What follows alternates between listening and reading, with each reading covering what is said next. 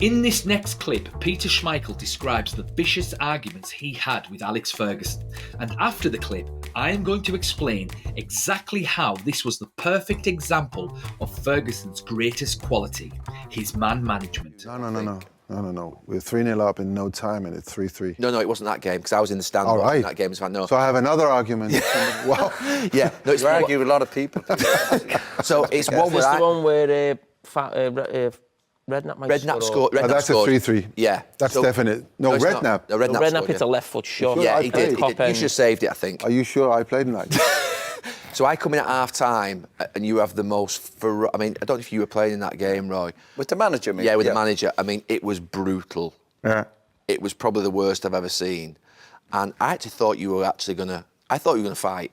I actually thought you were going to fight. Yeah. What was it actually over? I don't know. Don't know. He blamed you for a goal, I think. Yes, I mean, probably. But what I learned very, very quickly was that he needed an out.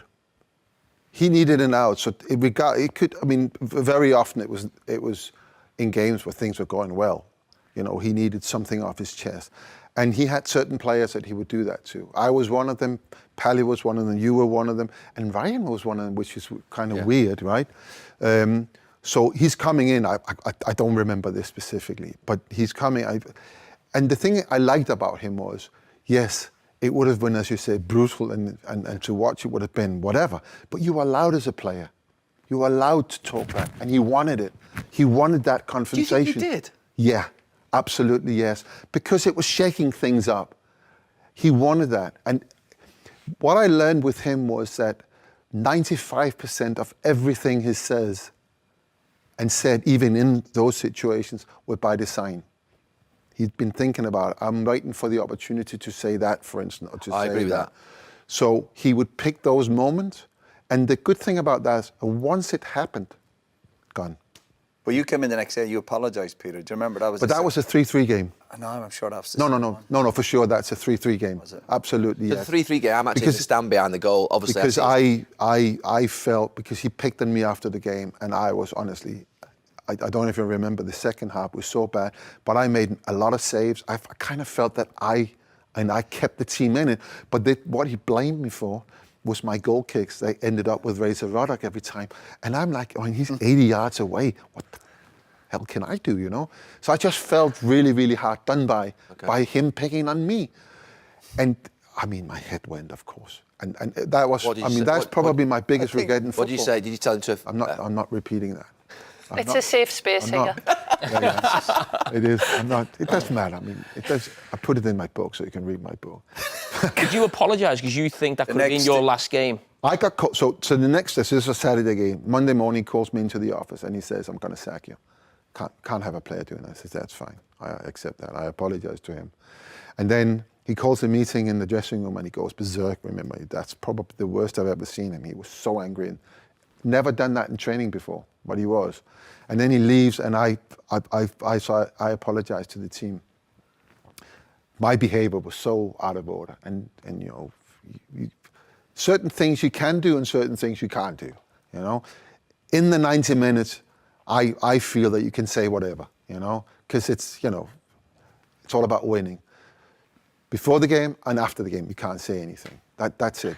It's up to the manager or the coaches to talk about what's happened, but you can't go in and say you played bad or you.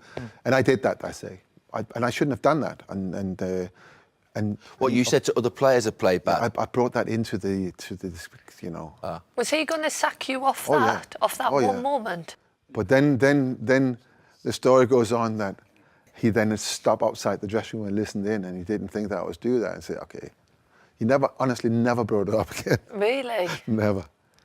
But surely arguments happen in dressing rooms. I know what you're saying in the 90 minutes, it's very emotional, but you can still be emotional after a game, can't you, for a certain period? Yeah, but I don't... It was, to be fair, there could be a spark that could ignite that dressing room. It was, to be fair, when I was travelling with the team around that time. I mean, obviously when I broke into the team, he would have a go at players sometimes, but it was definitely more ferocious in those early 90s than it was, say, late 90s, when I think more international players came in, younger players came in, and certainly in the 2000s it was different again. But wasn't it brilliant?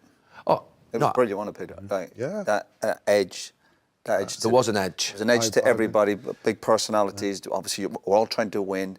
There was an edge at the training ground. There was an edge to training, the boxes, possession, the running. There was always that edge, which I think drove the club. We talk about the word culture, whatever.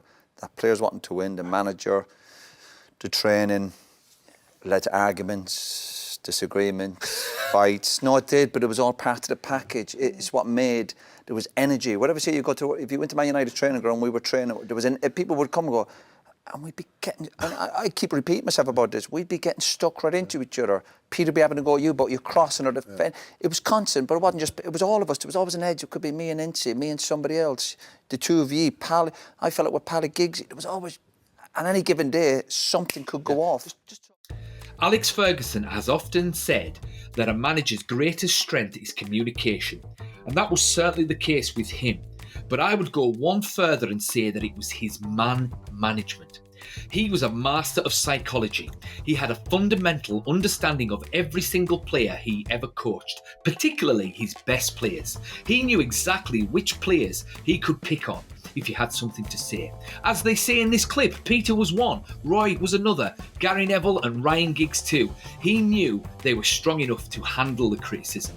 But the added brilliance of this method was the side effects of his halftime rants. Ferguson knew there were certain players in the dressing room who couldn't handle the hairdryer, like Nani for example, and even Cristiano Ronaldo. But he also knew that sometimes they needed a boot up the backside too, so instead of screaming at them, he would scream at Ryan Giggs or Wayne Rooney, even if they hadn't done anything wrong, which would be confusing for them sometimes, but the instruction given to Wayne through the hairdryer would be picked up by the sensitive player without the need to scream at them and crush their spirit. This controlled antagonism was crucial because the standards were set by the manager, and as Peter and Roy say, Ferguson would think very carefully what to say and say it, and it would always be productive, so the players knew where they stood, and that example was picked up by the players, and they would often manage each other, creating that edge around the club, a winning edge, a winning culture, all because of Sir Alex Ferguson's superhuman communication and man management. Oh, the days of old.